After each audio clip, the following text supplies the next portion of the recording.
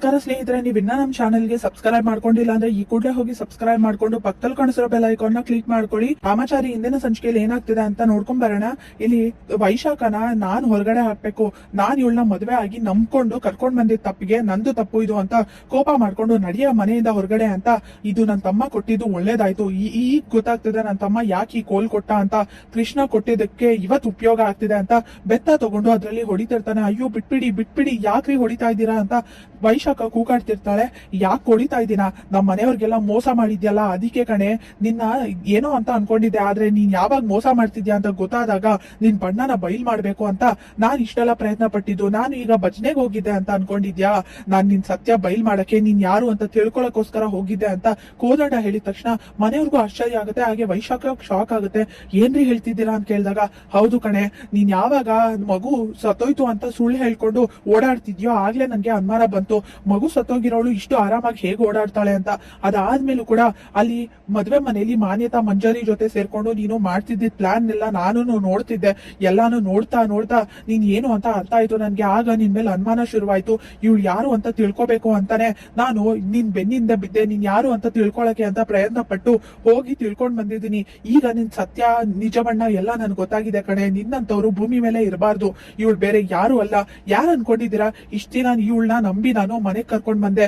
ಏನೋ ಅಪರ್ಣ ಸತ್ತ ಮೇಲೆ ನನ್ಗೆ ಬಾಳ ಸಂಗಾತಿ ಬೇಕು ಅಂತ ಇವಳು ಹೇಳಿದ ಮಾತನ್ನ ನಂಬ್ಕೊಂಡು ಮದ್ವೆ ಆಗಿ ಕರ್ಕೊಂಡ್ ಬಂದ್ರೆ ಇವಳು ನಮ್ಮ ಮನೆಗೆ ಒಳ್ಳೇದ್ ಮಾಡ್ತಾಳೆ, ಒಳ್ಳೆ ಸೊಸೆ ಆಗ್ತಾಳೆ ಅಂದ್ರೆ ಇವಳು ಮಾತ್ರ ಆತರ ಮಾಡ್ಲಿಲ್ಲ. ಇವಳು ಸೇರ್ ತೀರ್ಸ್ಕೊಳಕ್ಕೆ ಅಂತ ನಮ್ಮ ಮನೆಗ್ ಬಂದಿರೋದು ಅಂತ ಕೋದಂಡ ಹೇಳಿದ ತಕ್ಷಣ ಜಾನಕಿ ಮನೆಯವ್ರಿಗೆ ಶಾಕ್ ಆಗಿ, ಏನ್ ಹೇಳ್ತಿದ್ಯಪ್ಪ ಕೋದಂಡ ಅಂತ ಜಾನಕಿಗೆ ಹೇಳ್ತಾರೆ. ಹೌದು ಅಮ್ಮ, ಇವಳು ಯಾರು ಅಂತ ಅನ್ಕೊಂಡಿದ್ದೀರಾ, ಅದೇ ಪ್ರತಿ ತಿಂಗಳು ನಮ್ಮ ಮನೇಲಿ ಒಂದ್ ಭಾಗ ಅಂತ ದುಡ್ಡನ್ನ ಕಳಿಸ್ಕೊಡ್ತಿದ್ದೀವಲ್ಲ ಆ ಶಾಂಬ ಶಿವರಾಯರು ಅವ್ರ ಮಗಳು ಇವಳು ವೈಶಾಖ ಅಂತ ಹೇಳಿದ ತಕ್ಷಣ ಜಾನಕಿಗೆ ಶಾಕ್ ಆಗಿ, ಏನಪ್ಪ ಹೇಳ್ತಿದ್ಯಾ ನೀನು, ಇವಳು ಅವ್ರ ಮಗಳ, ಹಾಗಾದ್ರೆ ಇವಳು ಸೇರ್ ತೀರ್ಸ್ಕೊಳಕ್ ಬಂದಿದಾರ ಅಂತ ಜಾನಕಿಗೆ ಹೇಳ್ತಾರೆ. ಹೌದು ಅಮ್ಮ, ಅವ್ರ ಅಪ್ಪನ್ ಸಾವಿಗೆ ನ್ಯಾಯ ಕೊಡಿಸ್ಬೇಕು, ಹಾಗೆ ನಮ್ಮ ಮೇಲೆ ಸೇರ್ ತೀರ್ಸ್ಕೋಬೇಕು ಅಂತ ಬಂದಿದ್ದಾಳೆ.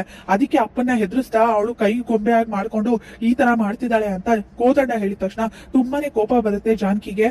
ಆಗ ಶ್ರುತಿ ಕೂಡ, ಇದು ಎಂತ ನೀಚ್ ಹೆಂಗ್ಸು ನೀನು, ನಿಮ್ಮಪ್ಪ ದೇವಸ್ಥಾನದಲ್ಲಿ ಒಡವೆ ಕಳ್ತನ ಮಾಡಿದ್ರು, ಅದಕ್ಕೆ ನಮ್ಮಪ್ಪ ಸಾಕ್ಷಿ ಹೇಳಿದ್ರು, ಅದಾದ್ಮೇಲೆ ನಿಮ್ ತಂದೆ ಸತ್ತರೆ ಅದಕ್ಕೆ ನಾವೇನ್ ಮಾಡಕ್ಕಾಗತ್ತೆ, ನಾವೇ ಅದಕ್ಕೆ ಕಾರಣನ. ಆದ್ರೆ ನೀನ್ ನೋಡಿದ್ರೆ ಈ ತರ ಮಾಡ್ತೀಯ ಅಂತ ಅನ್ಕೊಂಡಿರ್ಲಿಲ್ಲ, ನಿಮ್ನ ಎಷ್ಟು ನಂಬಿದ್ವಿ ನಾವು ಅದ್ಕೆ ಅಂತ ಶ್ರುತಿ ಬೈತಾಳೆ. ಏನ್ ಬಂದಿದ್ಯಾ ನಿನ್ಗೆ, ಅಲ್ಲ ನಿನ್ನ ಸೊಸೆ ಅಂತ ಎಷ್ಟು ಚೆನ್ನಾಗಿ ನೋಡ್ಕೊಂಡೆ, ಜೊತೆಗೆ ತಾಯಿ ಪ್ರೀತಿ ಕೊಟ್ಟೆ, ಕೋದಂಡ ನಿನ್ನ ಮದ್ವೆ ಆಗಿ ಬಂದಿದ್ರು ಕೂಡ ನೀನ್ ಇಷ್ಟ ಇಲ್ಲ ಅಂದ್ರೂ ಕೂಡ ಮನೆ ತುಂಬಿಸ್ಕೊಂಡು ಮಗಳು ತರ ನೋಡ್ಕೊಂಡು ನಿನ್ಗೆ ಯಾವ್ದೇ ಕೊರತೆ ಆಗ್ಬಾರ್ದು, ಬೇಜಾರಾಗ್ಬಾರ್ದು, ತಂದೆ ತಾಯಿ ಇಲ್ದಾರ ಹುಡುಗಿ ಅಂತ ಎಷ್ಟು ಚೆನ್ನಾಗಿ ನೋಡ್ಕೊಂಡ್ರೆ ನನ್ ತಾಳಿ ಭಾಗ್ಯಕ್ಕೆ ಹಾಗೆ ಮನೆಯವ್ರಿಗೆ ಕಂಟಕ ಆಗಿ ಬಂದ್ಬಿಟ್ಟಿಯಲ್ಲೇ ನೀನು ಅಂತ ಜಾನಕಿ ಬೈತಿರ್ತಾರೆ. ವೈಶಾಖ ಟೆನ್ಷನ್ ಮಾಡ್ಕೊಂಡು ಎಲ್ಲ ಸತ್ಯ ಗೊತ್ತಾಯ್ತಲ್ಲ, ಏನಪ್ಪಾ ಮಾಡೋದು ಅಂತ ಯೋಚನೆ ಮಾಡ್ತಿರ್ತಾಳೆ. ನಿಜವಾಗ್ಲೂ ನೀನು ಒಂದ್ ಹೆಣ್ಣ ತೇರ್ ತೀರ್ಸ್ಕೊಳಕ್ಕೆ ಸೊಸೆ ಆಗಿ ಬಂದು ಈ ತರ ಕಾಟ ಕೊಡ್ತಿದ್ಯಲ್ಲ ನಮ್ಗೆ, ಇಷ್ಟೆಲ್ಲ ಆಗೋದಕ್ಕೆ ಹಾಗಾದ್ರೆ ನೀನೇ ಕಾರಣ. ನಮ್ ತಂದೆ ಯಾರಿಗೂ ನೋವು ಕೊಡ್ಬಾರ್ದು ಅಂತ ಹೇಳ್ಕೊಟ್ಟಿದ್ದಾರೆ, ಹಾಗೇನೆ ನಿನ್ ಜೀವ ಒತ್ತೆ ಇಟ್ಟಾದ್ರು, ನಿನ್ ಜೀವ ಕೊಟ್ಟಾದ್ರೂ ಒಬ್ರನ್ನ ಕಾಪಾಡು ಅಂತ ಹೇಳಿದ್ದಾರೆ. ಅದಕ್ಕೆ ನೀನ್ ಇನ್ನು ಜೀವಂತವಾಗಿ ಉಳ್ಕೊಂಡಿದ್ಯಾ. ನಾರಾಯಣಾಚಾರ್ಯ ಕೊಟ್ಟಿರೋಂತ ಸಂಸ್ಕಾರ ಅಂತದ್ದು, ಅದಕ್ಕೇನೆ ನಿಮ್ ಮನೆಯವರು ನೀವು ಎಲ್ಲರೂ ಇನ್ನೂ ಬದುಕಿದೀರಾ. ನಿಮ್ಮಪ್ಪ ಮಾಡ್ಕೊಂಡಿರೋ ತಪ್ಪಿಗೆ ಅದಕ್ಕೆ ನಾವ್ ಹೇಗೆ ಹೊಣೆ ಆಗ್ತೀವಿ ಅಂತ ರಾಮಾಚಾರಿ ಬೈತಾನೆ. ರಾಮಾಚಾರಿ ಇಂಥವ್ರಿಗೆ ಈಗೆಲ್ಲ ಬುದ್ಧಿ ಹೇಳಿದ್ರೆ ಅರ್ಥ ಆಗೋದಿಲ್ಲ, ಇವ್ರಿಗೆ ಸರಿಯಾಗಿ ಪಾಠನೆ ಕಲಿಸ್ಬೇಕು. ಹೂವಲ್ಲಿ ದೇವ್ರಿಗೆ ಹಾಕೋ ಹೂವಲ್ಲಿ ಮುಳ್ಳಿರುತ್ತಂತೆ, ಹಾಗಂತ ಆ ಮುಳ್ಳು ದೇವ್ರಿಗೆ ಹಾಕಿದ ತಕ್ಷಣ ಅದು ಹೂವಾಗಿ ಬದಲಾಗೋದಿಲ್ಲ, ಮುಳ್ಳೇನೆ, ಅದನ್ನ ಹೇಗಾದ್ರೂ ಮಾಡಿ ತೆಗಿಲೇಬೇಕು ನಾವು ಅಂತ ಚಾರು ಹೇಳ್ತಾಳೆ. ಇಂಥವಳನ್ನ ನಾವು ಮನೇಲಿ ಇಟ್ಕೊಂಡಿರೋದೇ ತಪ್ಪು, ಇವಳಿಗೆ ಶಿಕ್ಷೆ ಆಗ್ಲೇಬೇಕು. ಅಪ್ಪ ತಪ್ಪು ಸಹಜವಾಗಿ ಎಲ್ರು ಮಾಡ್ತಾರೆ, ಆದ್ರೆ ತಿತ್ಕೊಳ್ಳೋ ಅಂತ ತಪ್ಪು ಮಾಡಿದ್ರೆ ಅದನ್ನ ಕ್ಷಮಿಸಬಹುದು, ಆದ್ರೆ ಇವಳು ಮಾಡಿರೋದು ನಂಬಿಕೆ ದ್ರೋಹ, ಮೋಸ ಮಾಡಿದಾಳೆ, ಇವಳು ಇಲ್ಲಿ ಇರಬಾರ್ದು, ನಡಿಯ ಮನೆಯಿಂದ ಹೊರಗಡೆ ಅಂತ ಬೆತ್ತದಲ್ಲಿ ಹೊಡೆದು ಕಳಿಸ್ತಿರ್ತಾರೆ.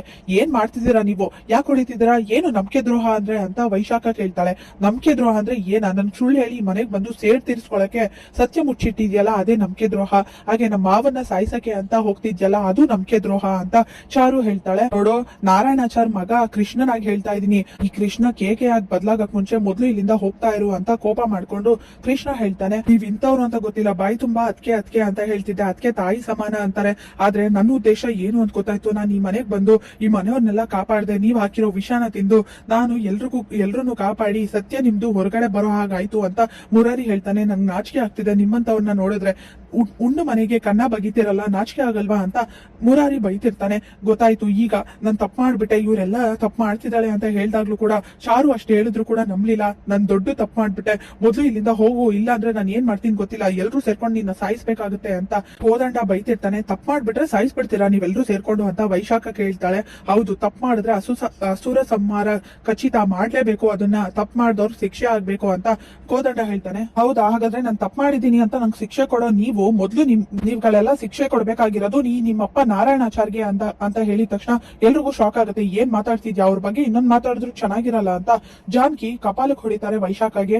ನಾನೇನ್ ಕರೆಕ್ಟ್ ಆಗಿ ಮಾತಾಡ್ತಾ ಇದ್ದೀನಿ, ಅಕಸ್ಮಾತ್ ಏನಾದ್ರು ತಪ್ಪು ಮಾಡಿರೋದೇ ಆದ್ರೆ ಮಾಡಿರೋ ತಪ್ಪಿಗೆ ಶಿಕ್ಷೆ ಆಗ್ಬೇಕಲ್ವಾ, ಹಾಗಾದ್ರೆ ವೇದ ಬ್ರಹ್ಮ ನಾರಾಯಣಾಚಾರ್ಯ ತಪ್ಪೇ ಮಾಡಲ್ಲ, ಹಾಗೆ ಯಾವಾಗ್ಲೂ ನ್ಯಾಯದ ದಾರಿಲೇ ನಡೀತೀನಿ, ತಪ್ಪೇ ಮಾಡಲ್ಲ, ಸುಳ್ಳು ಹೇಳಲ್ಲ ಅನ್ನೋ ಈ ನಾರಾಯಣಾಚಾರ್ಯಗೆ ಮೊದಲು ಶಿಕ್ಷೆ ಆಗ್ಬೇಕು, ಯಾಕಂದ್ರೆ ತಪ್ಪು ಮಾಡಿರೋದು ನಿಮ್ಮಪ್ಪ ಅಂತ ವೈಶಾಖ ಹೇಳಿದಾಗ, ನೋಡು ನಮ್ಮಪ್ಪನ ಬಗ್ಗೆ ಮಾತಾಡಿದ್ರೆ ನಾನಂತೂ ಸುಮ್ನೆ ಇರೋದಿಲ್ಲ, ನಾಲ್ಗೆ ಸೀಳ್ ಬಿಡ್ತೀನಿ, ನಿನ್ ನಾಲ್ಗೆ ನನ್ ಕಾಲ್ ಕೆಳಗಡೆ ಇರುತ್ತೆ ಅಂತ ಕಿಟ್ಟಿ ಹೇಳ್ತಾನೆ.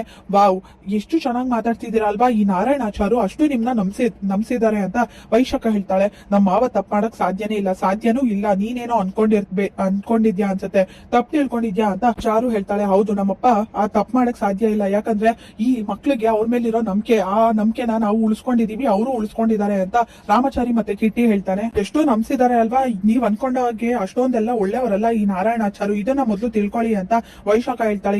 ಏನ್ ಮಾತಾಡ್ತಿದ್ಯಾ, ನನ್ ಗಂಡನ್ ಬಗ್ಗೆ ಮಾತಾಡಿದ್ರೆ ಚೆನ್ನಾಗಿರಲ್ಲ ಅಂತ ಜಾನ್ಕಿ ಹೇಳ್ತಾರೆ.